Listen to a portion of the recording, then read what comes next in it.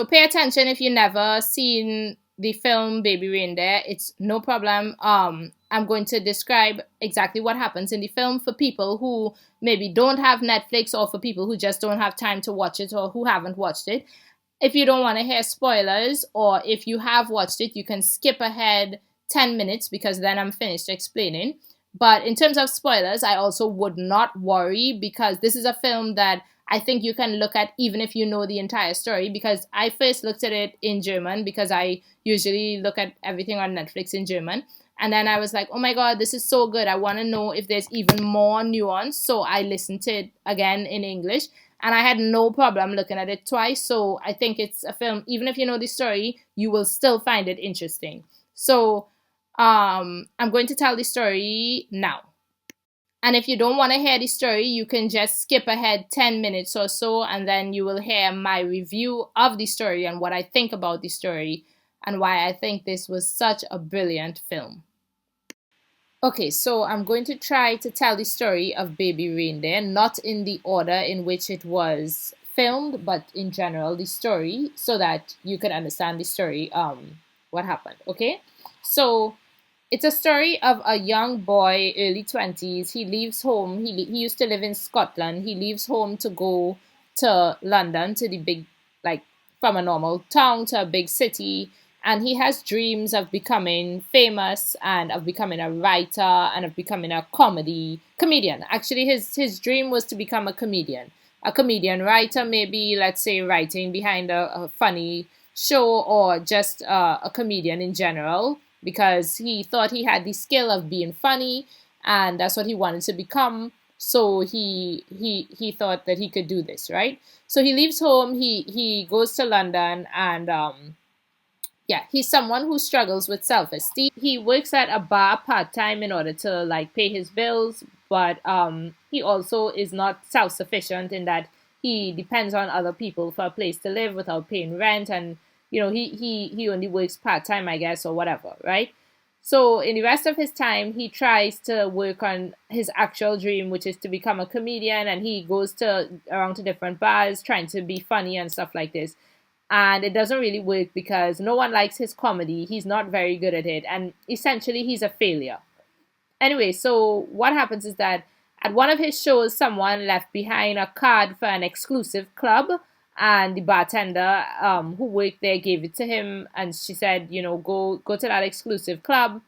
Maybe you'll meet somebody in the industry and stuff like this. That's what he thought. So he went to the club, and he met someone in the industry who was a producer and writer of a very famous, popular, very well known and doing well show, right?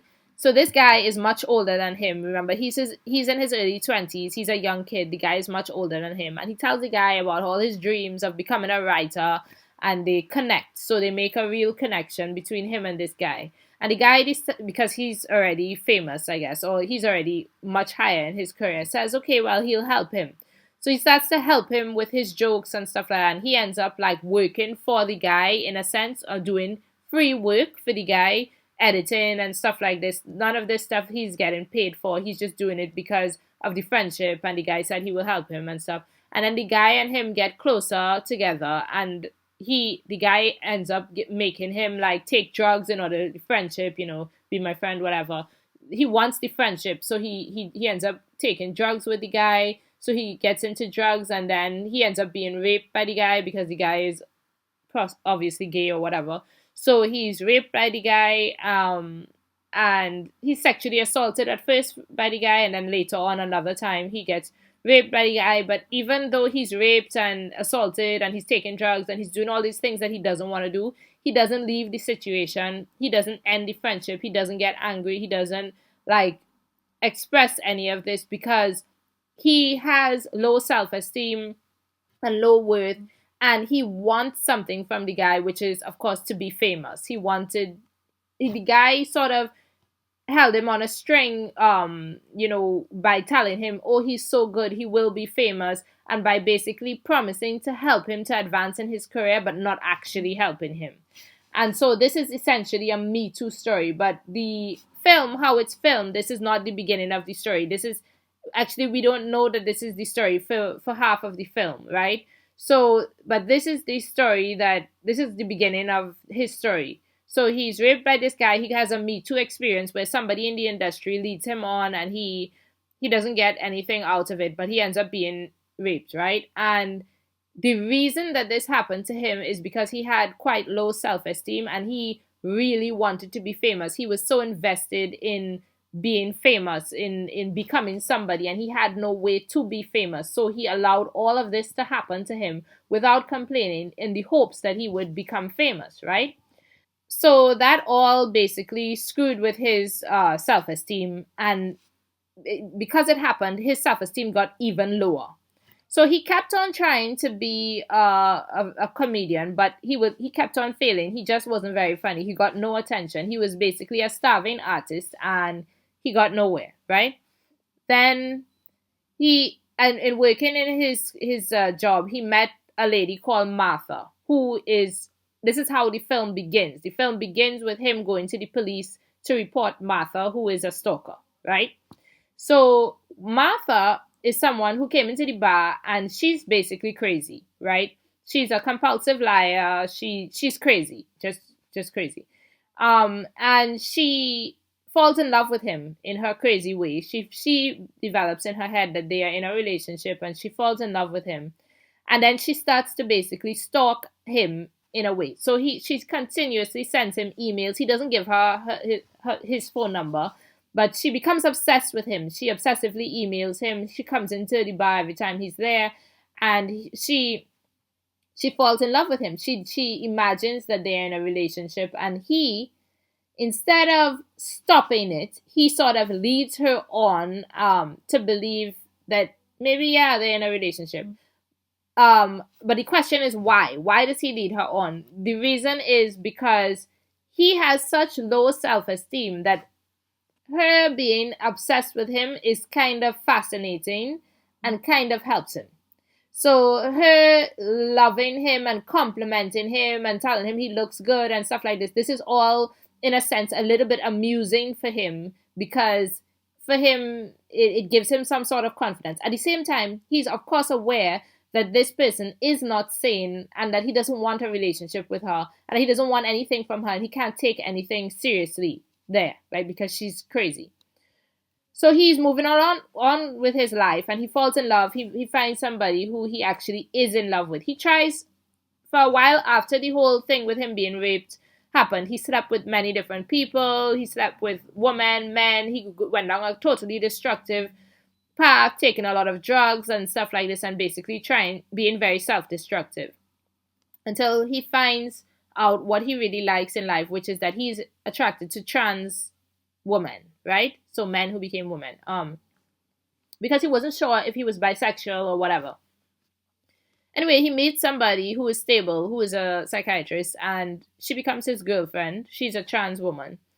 And but then at the same time, he has Martha in the background who's obsessed with him, and she is becoming more and more aggressive with her want for them to be together. So he doesn't report her because he needs her for self-esteem. And then eventually it spirals out of control. She attacks his girlfriend, and she also threatens his parents. And so he reaches the point where he has to go to the police. So he goes to the police. And also some stuff happened to him career-wise, in that he was so broken by his failure as a comedian that he reached a low point where no one was laughing at his joke, and he was failing, right? And also because of Martha, she came in and destroyed one of the acts that he was supposed to do. So he broke down on stage, and he told the truth. He was authentic. He actually told the truth about how he felt on the inside, who he was and what he was going through. And someone filmed that, and it went viral on the internet, right? So because of that authentic clip of him complaining about how difficult life was, because that went viral, he got job opportunities in the industry that he would have never got. So he started to get some job opportunities. So basically his career was moving a little bit. And Martha ended up getting his phone number because he had he mailed her into the police before, and then because of that, she stopped contacting him. The police were effective in this case. And then he got lazy and he put his phone number in his mail back. Like when somebody mails you and you ping them back. And so she mailed him, she got his phone number. And so this escalated things, right? So basically, then he had to go after her legally, and he did. And that's the end of the film. And this is my biggest takeaway from the film. The way society is going so individualistic, and be alone, everything is individual. You don't need family, you don't need to have children, you don't need to have a man, all of that. This actually feeds this insecurity, makes it worse, makes us consume more, makes us need more dopamine, because at the end of the day, this is all a lot about like dopamine, like trying to get this happiness. It's all connected to dopamine and stuff like this, and we're trying to be happy, we're trying to get happiness. But how do we get this happiness? The most secure form of dopamine that lasts the longest and stuff is usually through connection to other humans, right? But we've changed society, we've killed the community, we are breaking down relationships, we're saying that they have no value, and we're getting rid of the most secure form of dopamine. And then what are we going to replace it with? We're going to replace it with buying stuff, and we just going to need to impress people more and more, and it just feeds this whole capitalism, whatever. I'm not anti-capitalism. I'm just saying it just feeds this whole that we have insecurities and the rat race and stuff. And I'm a part of it too. I mean, I'm not like absolved from it. I exist in it. I have the same insecurities. I feed the same things. I want the same things. I want everything that you want. I want to be rich and famous and whatever. I want everything. Okay, I don't know if I want to be famous, but I want money, and I want to impress others, and I want to have a great house that looks wonderful, and I want, the love of other people. So sorry that I had to take so long explaining things, but Baby Reindeer. I think this film was amazing. It was art. It was really well done, and it's just an amazing and really good story that is extremely relevant in society today and closely linked to like feminism and MRA stuff and stuff. So my takeaway from the film, the most important takeaway that I got from this film was, first of all, I loved the authenticity of everything. I loved how authentic the character was, him as a character. And two, I think that it's really, really important to explore how he had an admission of the fact that he craved love, that he craved attention, that he had low self-esteem, and that he needed her affirmation. And when we think about this in terms of like women and men and society, we often think about like, let's say, women who dress with less clothes and stuff like this, and then there are members of society who will say, oh, they're begging for attention, But feminism will come and say, no, it doesn't matter how someone's dressed, she can dress however she wants, you shouldn't think. But the fact is that if he was in this film was able to admit fully that he actually needed her affirmation. And I find that to be so authentic and beautiful and like perfect, because I do believe that when women dress scantily or whatever, they are asking for attention. That is absolutely true. But even when women don't dress in a certain way, even me as a person, I'm not dressed anyway or whatever, but I am asking for attention. I am asking you for your attention. And the thing is that this is something absolutely human and normal and just a part of humanity. We are asking each other for attention, and we need affirmation from each other, like in terms of sexuality and stuff, and in terms of just friendship. I need friendship, I need attention, I need affirmation and love and stuff like that from the members of society that are around me, and from men and women and stuff. And it might sound terrible and bad, and we don't want to think that this is a part of our nature, but the reality is that this is a part of our nature. We are like all just little broken souls who need each other and who need attention from each other, and that's real. And I just love that he was able to explore that and admit that, And the whole everything in the film, from people say, oh, the masturbation and stuff, that he was sick and he was sick to masturbate over her and stuff like this. Yeah, no, he was admitting that he's broken. He was admitting that he needs something. And why do we need this? Actually, it's in our nature. We're human. I mean, also, it's interesting. I had to think about it. You can argue that he probably needed it more than others, or that I need it more than others, or you, or whoever, because maybe we come from homes where we didn't get enough love. And this, you could go into attachment theory. Maybe he didn't have a secure attachment with his parents. Maybe whatever is the reason that a person could need more attention than others, or whatever, there are reasons, okay, but we can't blame the individual. The fact is, we need it. It's real. And I love that he was able to admit that fully, that he was able to explore the fact that he needs attention, that he needs love, that he needs affirmation, that he wants to be famous, and that he wants other people, random people, and everyone around him to love him. And I don't know what is more human than that. To me, that is what drives all of society. This is absolutely a human aspect. It is just that most people don't want to admit it. But the reality is that we do want others to look up to us. And most of the things that we do in life are for that. All the houses we build, to have a big house, to have the cars that we want to drive, and everything, it's all because we need each other and we need each other's affirmation.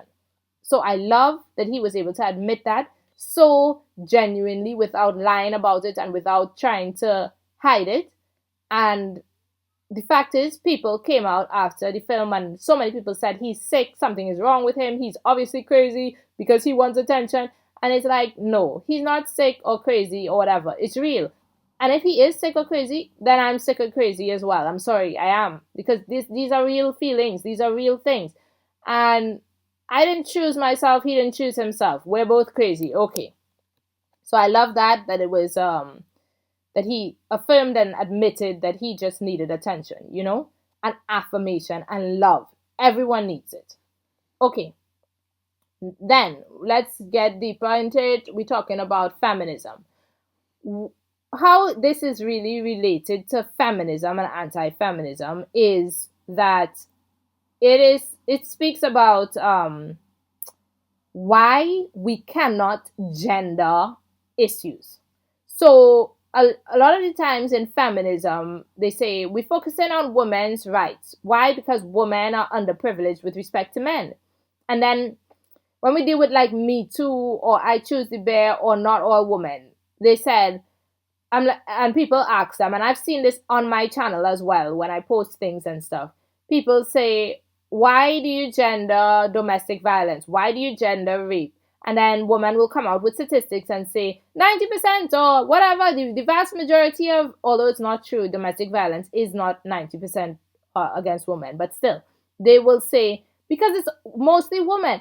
It's mostly women who are raped. It's mostly women who experience domestic violence, whatever, right? This is their statistic in their head.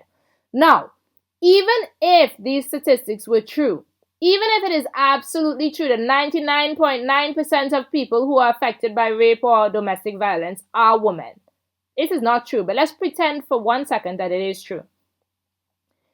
By gendering these issues, you make it actually harder for the 0.1% of men who experience it. Because he went through a situation where he was raped, where he was sexually assaulted, where he experienced exactly what Me Too spoke about. But he had no way to analyze it, express it, or deconstruct it mentally.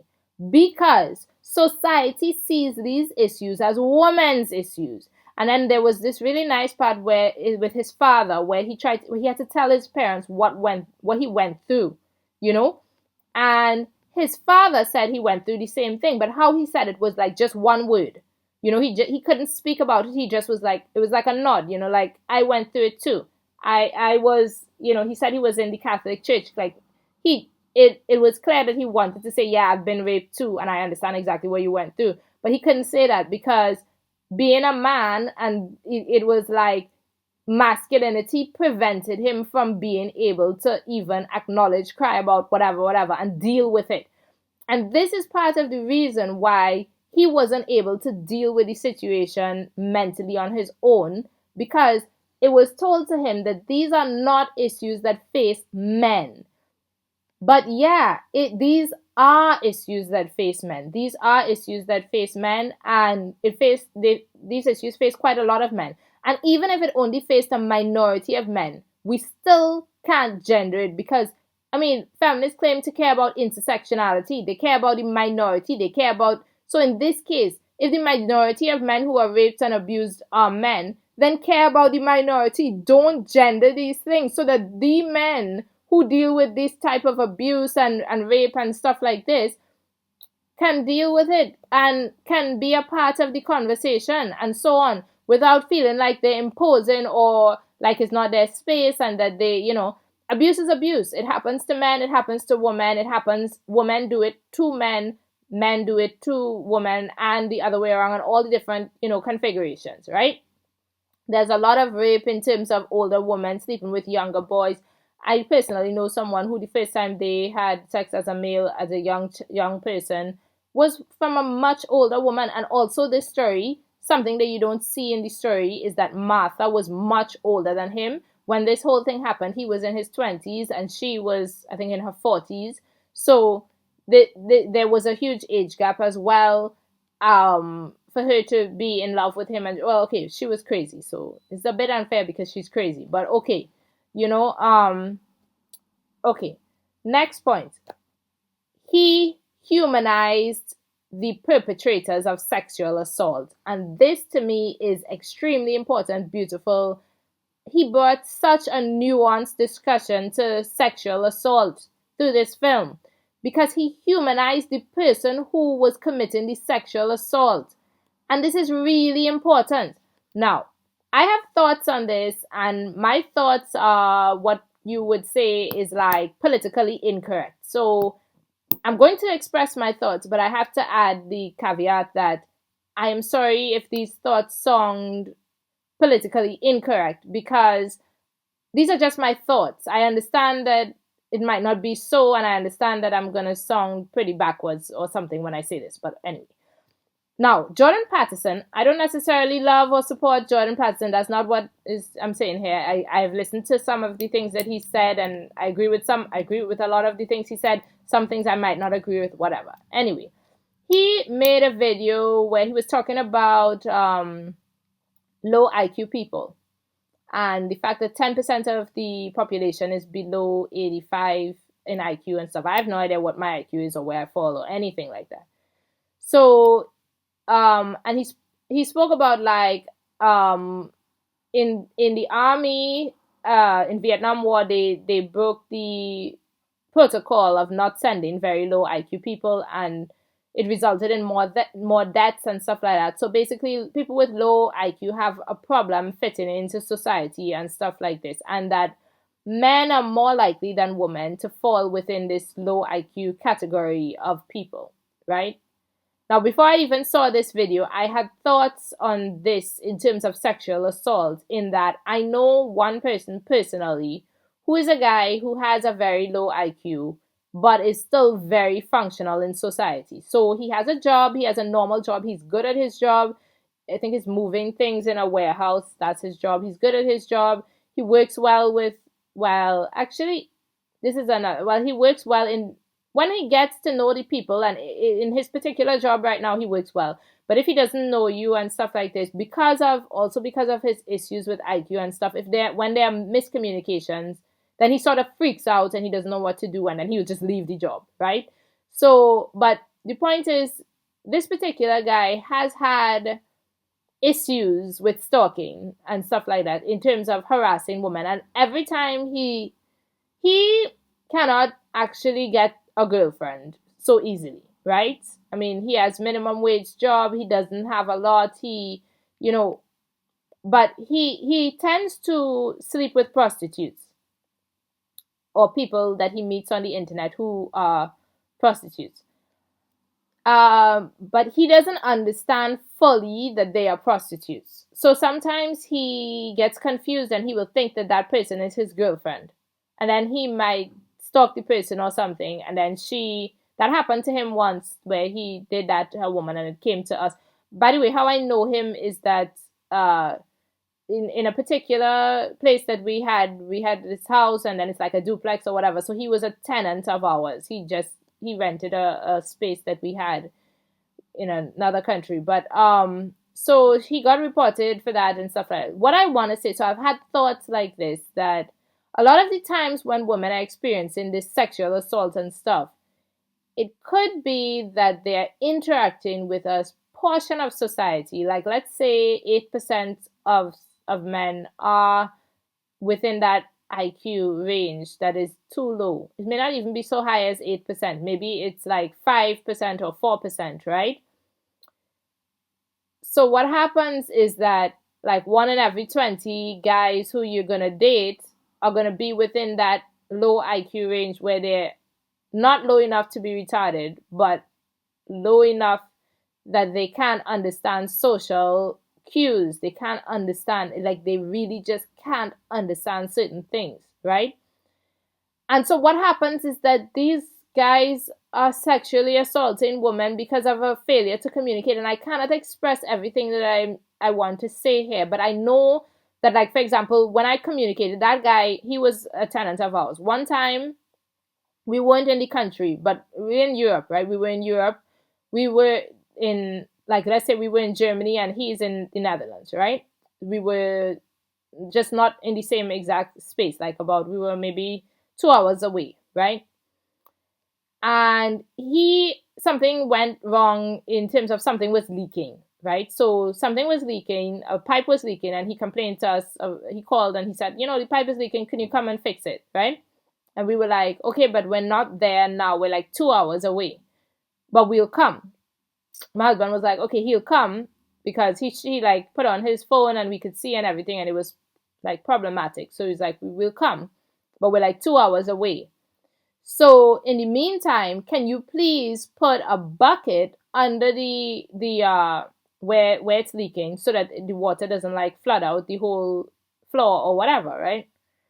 And he couldn't understand how to do it. Like, and I was talking to him. I told him exactly where to get the bucket. He got the bucket, and he just couldn't understand how to put the bucket underneath the pipe in order to thing. And I know it sounds like amazing. We were speaking the same language. It wasn't a language issue. He understood the bucket. It was really hard. Like, I stood up there for like almost an hour on the phone trying to explain to him first how to get the bucket, where to find the bucket, how to get the bucket, and then how to get the bucket under a pipe, which wasn't complicated. I swear it wasn't complicated, but he couldn't understand. And at the end of it, I just got totally upset, and I was like, okay, forget it, bye. I hung up on him because I was so frustrated trying to explain how to get a bucket underneath. And to me, it seemed like the most obvious thing. If you have a bucket in your hand and something is leaking, what else would I want you to do with the bucket, right? So he didn't understand. I got slightly upset, hung up on him, whatever. And he stopped talking to me for like over a year or something. And then something happened and we needed to speak, and now we're friends, right? But he stopped talking to me. He totally upset with me. And before that, he was really good with me, right? And I was like, fine that he doesn't want to talk to me anymore, because it didn't really affect me or anything. He was still a good tenant. He was a good person. He is a good person. It's just that the reason he stopped talking to me was because he thought that I was really upset. I wasn't really upset. It was just this, that I was trying to communicate and I couldn't. But he took it to mean that I was super upset and stuff.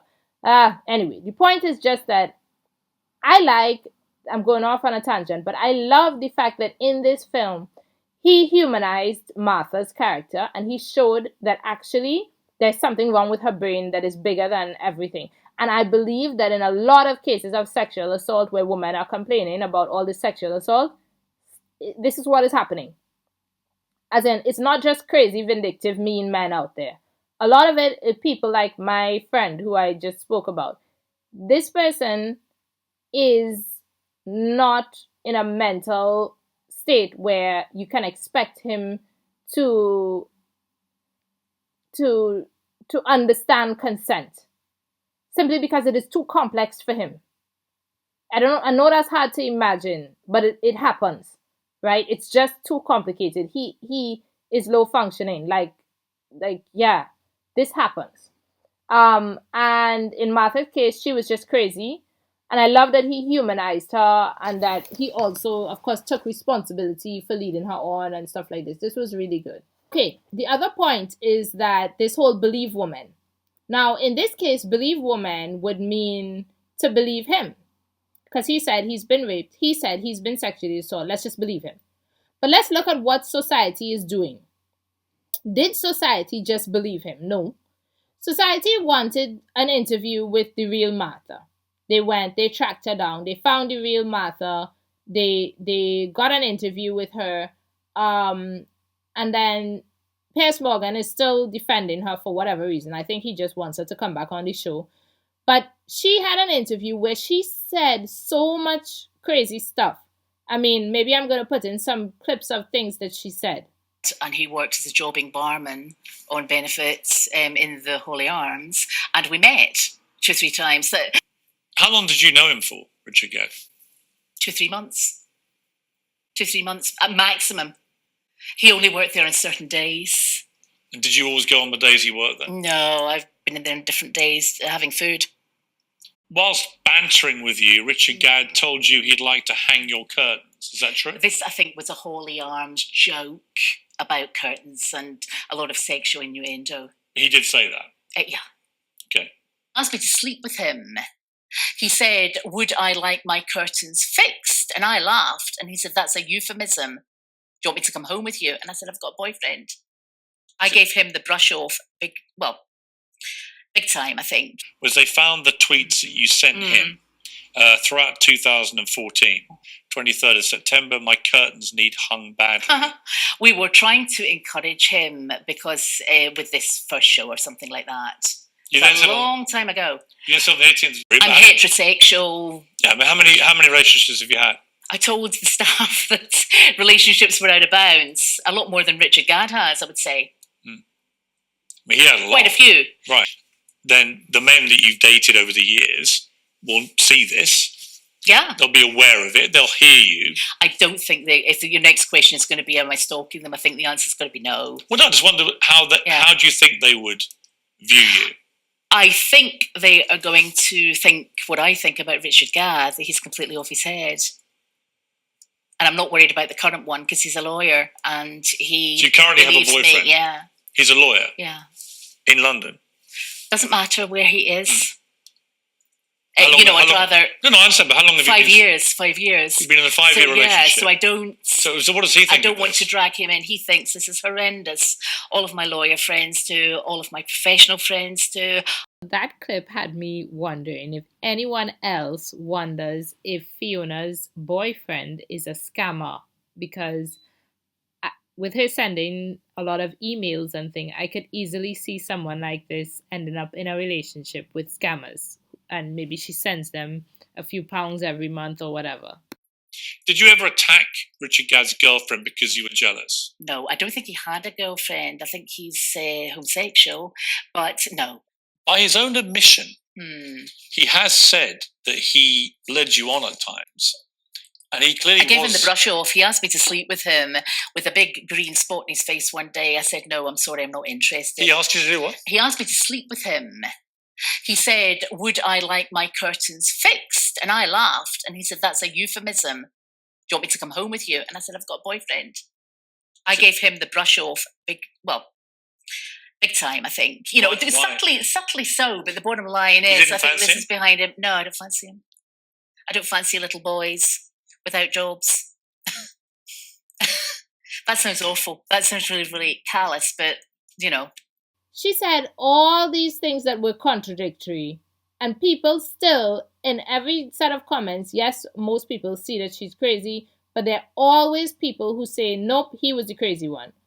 For example, even my mom thinks that he's the crazy one, and she saw the interview and thinks Martha is completely normal, not harmful, and that he's the crazy one, So we don't believe women or men. We don't believe sexual assault victims just because they say they're sexual assault victims. And this is a normal thing. And the reaction to this whole Martha Fiona thing highlights that people are following Fiona online. They are following her, they are laughing with her, they are making jokes about this. No one is scared of Martha. No one treats her like a villain. No, because he humanized her, but no one treats her like a scary bad person. So it is not just a case that we always just believe women or believe victims or believe men. So this is also highlighted in the response that society has given to this film. And we can see also that the way in which we react to male victims of domestic violence and assault, not domestic, of assault, sexual assault, is completely different than the way that we react to female victims of sexual assault. Because when has been interviewed after the show, there's been no big set of compassion towards him or anything. And a lot of people are not compassionate. Part of that is because he told the whole truth in that he spoke about what part he played. But the fact that feminists don't tell the whole truth in sexual assault cases and defend women and say that they have no blame is, I believe, the truth is more nuanced as he portrayed it. I'm not saying that we should blame the victim, and in the film I also don't think we should blame him. I think he's a normal person. It doesn't excuse his actions, doesn't excuse the fact that they raped him, that somebody raped him, and that somebody sexually assaulted him in a canal. That this is not excusable. The fact that she assaulted him is not excusable or something, but the fact that she was crazy and that he led her on also plays a role. And it's the same, I think, in terms of what happens in many cases with women, especially when dealing with strangers or boyfriends or something, is that it is more nuanced. Okay, I would say the case when it's not more nuanced is when you deal with children who have been sexually assaulted. A child being sexually assaulted has no nuance to me. There is no nuance. That is just a child being sexually assaulted and has no blame. And yeah, and I'm not saying that once it's not a child then she's to blame. No, I'm just saying that usually the conversation could be more nuanced, not always, but could be. And I like the fact that he highlighted that. And feminism usually tries to run from that and so on, to say that, to fight against that idea. But I think there's some truth to it. Anyway, that's the end of this video. I absolutely love the film because I love that it showed this nuance. I mean, no, the nuance towards sexual assault, but that's not even it. To me, I love the film because I love that it showed this authenticity and this vulnerability and the fact that we all need and want love and attention from each other.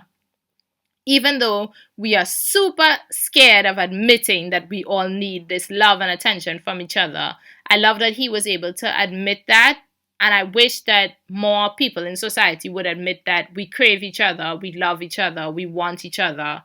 And like, that's just a part of human nature. And it's what keeps the whole thing going. If we weren't born with these sort of insecurities, I don't think we would have all the houses that we have. I don't think we would have the society we have. I don't think we would have anything if we were just secure on our own. And if, as feminism says, we don't need a man and thing, then we wouldn't have everything that we have today because we wouldn't need each other. We wouldn't need to impress each other. We wouldn't want to impress each other. We wouldn't want stuff to impress each other. All the stuff we wanted to impress each other. Everything that we want is because we are in some way insecure and need the love of each other. Okay? And this also sort of brings it back to these ideas in childhood of secure attachment and why a secure attachment between mother and child is important. And also why mothers being able to be around their children is important, because usually the idea of attachment is that when the attachment is between family members, then the admiration that you seek is from family members and not from strangers. And then these people are people who have your interest at heart, of course. So it doesn't have the ability to be as toxic as it would be if you seek it outside of the home. It's a very complex topic. And I don't know enough about it to do it justice. But I just love this admission that a part of human nature is that we crave each other, that we are born insecure, that we have insecurities, that we want love, that we want attention, and that sometimes that looks sick. That sometimes it leads us to do crazy things like accept being raped and do drugs and smoke and prostitute our bodies and wear less clothes than normal and put ourselves at risk and put ourselves in risky situations. This insecurity is real. Women feel it. Men feel it. We all feel it on some level, and it puts us in a weird situation. And breaking down of like family units and stuff like that, not breaking down of family units, I know this is a cliche term, but the way society is going so individualistic and, you know, be alone, everything is individual. You don't need family, you don't need to have children, you don't need to have a man, all of that. This actually feeds this insecurity, makes it worse, makes us consume more, makes us need more dopamine, because at the end of the day, this is all a lot about like dopamine, like trying to get this happiness. It's all connected to dopamine and stuff like this, and we're trying to be happy, we're trying to get happiness. But how do we get this happiness? The most secure form of dopamine that lasts the longest and stuff is usually through connection to other humans, right? But we've changed society, we've killed the community, we are breaking down relationships, we're saying that they have no value, and we're getting rid of the most secure form of dopamine. And then what are we going to replace it with? We're going to replace it with buying stuff, and we just going to need to impress people more and more, and it just feeds this whole capitalism, whatever. I'm not anti-capitalism. I'm just saying it just feeds this whole that we have insecurities and the rat race and stuff. And I'm a part of it too. I mean, I'm not like absolved from it. I exist in it. I have the same insecurities. I feed the same things. I want the same things. I want everything that you want. I want to be rich and famous and whatever. I want everything. Okay, I don't know if I want to be famous, but I want money, and I want to impress others, and I want to have a great house that looks wonderful, and I want, the love of other people. And he wanted that too, and he was able to admit that, and I love that. So that's why I love the film, and I hope you got something from this conversation. And thank you for listening to me. If you listened to me for that long, subscribe, like. Thank you. Bye.